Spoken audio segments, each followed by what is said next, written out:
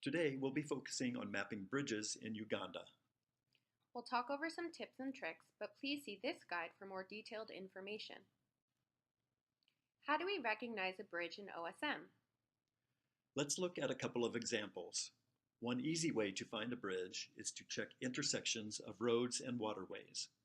According to the OSM Wiki, bridges start and end where they join solid ground.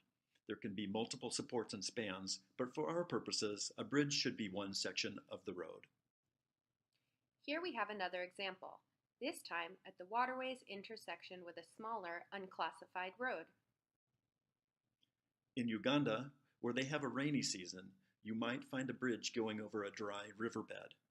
It will just depend on the season the imagery was taken. Larger wetlands will be a bit more tricky. Here we have a long bridge over a wetland area and other roads. Another tip is to look for shadows. This will help to define the existence and extent. Larger roads, both primary and secondary, are more in the open, and it is often easier to see the bridge. Residential areas are a bit more difficult as tree coverage can block your view. If waterways aren't already mapped, you can recognize these features because they'll usually have more twists and turns than a roadway.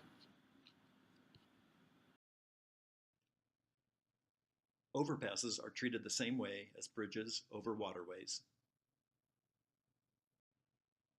In ID Editor, zoom in close so you can see the bridge more clearly.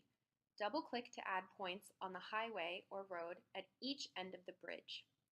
Next, select one of the points, right-click on the point, and select Split. Repeat with the other new point.